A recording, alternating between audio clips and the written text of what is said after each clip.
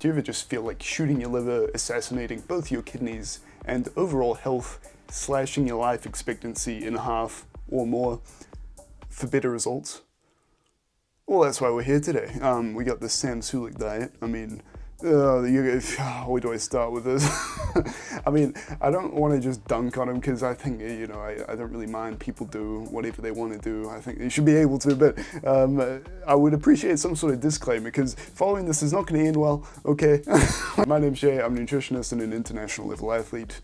I'm not on juice, I'm not as big as Sam, so call me whatever you want, but let's go. It's already 10:30. We've been awake since 8. Haven't had anything to eat. I'm starving.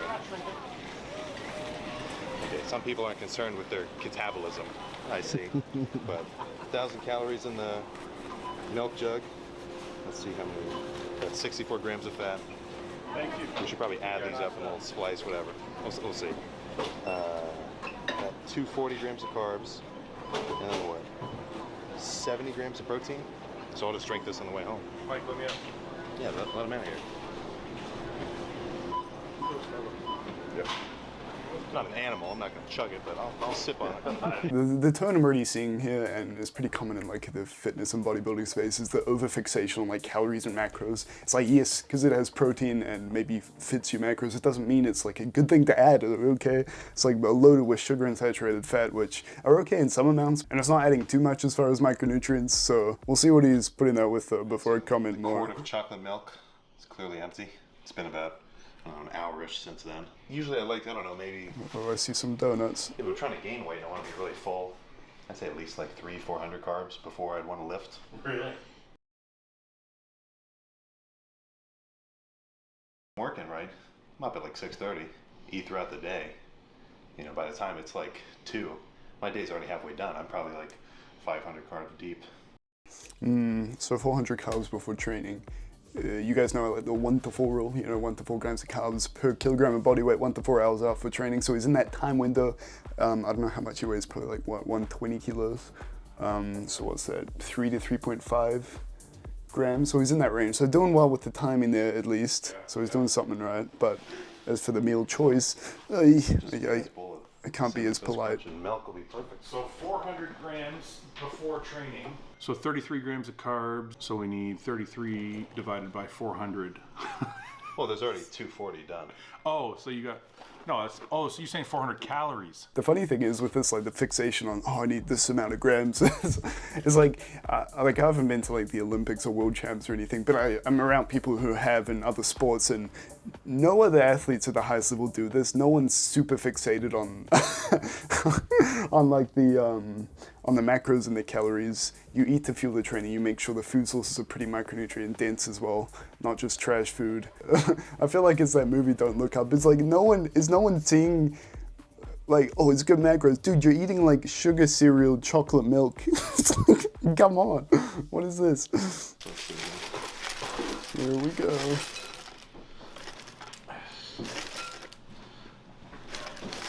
More shakes. There you go. That's one. Yeah. I mean, the thing is, like, especially when you're on anabolic use, it's very on you to be responsible because you see a lot of bodybuilders dropping dead at like 30. A lot of that's from the anabolics, a lot of that's from the diet as well, probably throwing everything else by the wayside aside from macros. Especially because when you consider the fact that if you're on anabolics, things like your blood lipids, your insulin resistance, they're going to be out of whack just with the nature of anabolics, right? And also the liver strain. Depending on whatever you're taking, but dyslipidemia, you know, you need your lipids to transport all sorts of things in the body. If these are out of whack, then your inflammation spikes and also your liver gets damaged. If your insulin resistance is bad, also pro-inflammatory, so which can also damage your liver. So your organ strain is like really bad. And stack that on top of the actual anabolics doing the damage, particularly orals, because that has to pass through your liver to reach circulation. It's a quick way to just damage your organs and die early. So, man, like you just kind of worry, do they know what they're doing here? Because if there's one thing bodybuilders are good at, it's just ignoring overall health. But yeah, let's carry on. A milliliter of water is 1 gram. Yeah, because a liter of water is a kilogram. That was like the original measurement. These boys are just realizing, like, oh, the metric system's actually good. Like, what are we doing over here? Dude, you can see the years of GH abuse in that guy's face. Where am I? Properly. And at one point in my life, this was normal. As you progress, I threw Sim and Toast Crunch into Chronometer as well. There's actually also macros in there, but the issue is, like I think it's got a little bit of zinc and iron in there, but elemental iron and zinc is really low bioavailability when it's just like thrown into something like cereal. Compared to meat, I think meat for both is like 30% bioavailability, as in you absorb that much, whereas I think elemental zinc is like 1 to 2%. Oh, sorry, I think it's about 5, and I think elemental iron is like 1 to 2%. And you need iron, of course, for performance. You need zinc for, I guess, testosterone, but these guys are using exogenous, so it doesn't really matter. But also zinc for muscle protein synthesis, as well as magnesium. So you kind of question if this is really optimal. I mean, we know it's not, but... It's not to change anything because anybody said so. Because if it's working and you're building muscle and you're growing, then who cares what anybody says, in my opinion. Results speak louder than anything else. I mean, I have to disagree with this almost entirely, because you throw anyone into the gym, you give them a trash diet, a trash program, at least a beginner, you're still gonna make progress, right? That doesn't mean he's doing things right. And as well, even at the highest level, right, where things have to be a bit more dialed in, it doesn't mean they're doing things right. Like, you're gonna tell me every single person at the Olympics has a perfect diet just because they're at the Olympics, like, oh, results speak for themselves. No, dude, that's not how it works. And this might be an issue if you're like genetically just gifted, and then because things are working, you just think, oh, well, I must be doing it right. And it's kind of a problematic issue, right? If it's like, oh, I'm the best, therefore I'm doing everything right, and then there's no stimulus to actually improve. Whereas if you're getting dunked on, it's like, okay, well, I'm doing something wrong. I need to check in on this and do this better. So it becomes a bit of an issue as well. As well, just overall health that you could get away with and see some results in the short term, but you know, what does it count for if you're running into so many risks later on in life? Or even just like at 30, like it's not really ideal either. And as well, like you're right if you're bigger, like this is kind of a big issue in the bodybuilding communities, which is something I don't really like. It's like, okay, well, if being bigger means you're right, then why do people need coaches? It's like, I'm bigger than my coach, therefore I know better. It logically just doesn't check out, right? Anyway. You know, we need a hostile funnel. It's coming. Oh, is it? It's coming. All right, that's legit. All right, we got some more I'm powders. fam. Don't worry. Everything this year is going to be you came along at the right time. I find it kind of funny, just the duality of like, oh, science-based powders and formulas, but then they're doing that, but on the other hand, it's cinnamon toast crunch and chocolate milk. It's like, are we team science or like what? There's all new shit coming. If you are enjoying, please be sure to drop a like and consider subscribing. It's free, helps me out, and I'd love to have you part of the gang. Sam, you always train with about 50 grams of carbs, intra? Yeah.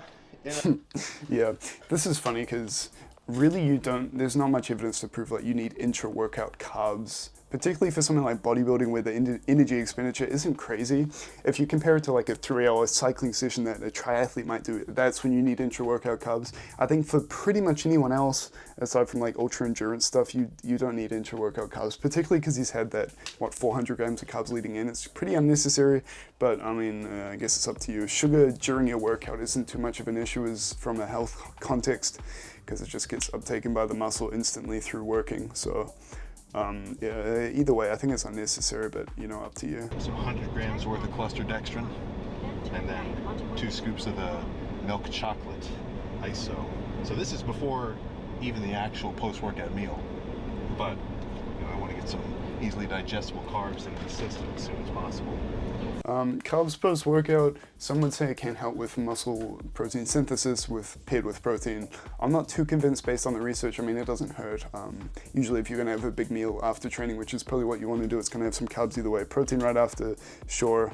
But again, like both of these things are in the bodybuilder's eyes like good foods, like hot protein powder, simple carbs, but they're completely devoid of antioxidants, you know, anything helpful as far as micronutrients go. So you're not adding anything other than macros. Oh boy. Lads. I gotta eat what you eat. I don't want to eat more. And you can eat more. I'm not gonna eat more. Cheeseburger with mustard, lettuce, ketchup, and actually that'll be it. Mustard, lettuce, ketchup, and a medium fry and a large drink. All right. That'll be perfect. More trash food. Let's see what oil these boys use. Peanut oil. Okay, that's actually not bad. I think Chick-fil-A uses the same thing. I was about to dunk on them if it's like canola or sunflower or something. Basically, those polyunsaturated fats like seed oils, usually okay, but it's problematic if you cook with them because they're quite unstable. They release inflammatory free radicals, so stay away from that.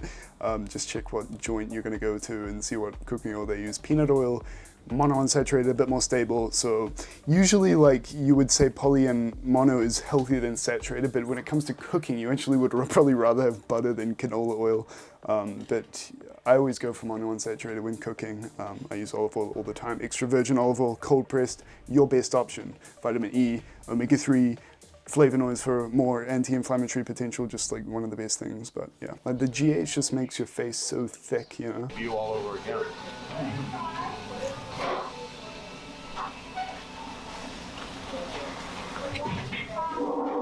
Yeah, so what do we got here? Some like more devoid foods, it's like processed. We got processed potatoes in the fries without the skin on, most likely. Well, I don't know, does Five Guys use the skin? Maybe. You got some processed sugar with the drink, with no more micronutrients. You got a cheeseburger with processed bread. I don't know what sort of meat they use. It's, you know, you're probably at least getting some micronutrients in the meat at least. But yeah, again, just devoid of what you could actually be eating. I guess it's better than McDonald's just because you're not eating the canola oil, but yeah, man. Does he redeem himself? Is there a meal which actually gives him macros later on? Or like some antioxidant potential? Because again, like on anabolics and all this trash food you're eating, the pro-inflammation is just going to wreck everything, including your organs, and just feelings of well-being as well.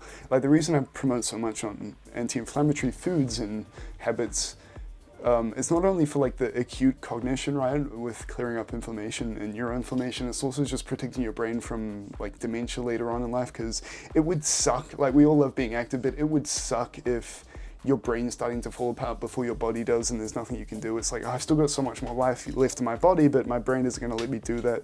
It's just such a doomed fate, in my opinion. But After we got back from Five Guys, so still got a little more calories left, because right now I'm at about 4,700. oh, okay, so he's got some donuts. Yeah. So let's see what we're looking at here. I don't know how large these cups are, but maybe 4 cups of milk. That's going to be another 30 grams of protein, 30 of fat, and To be fair, with all that milk, you're actually getting some macros.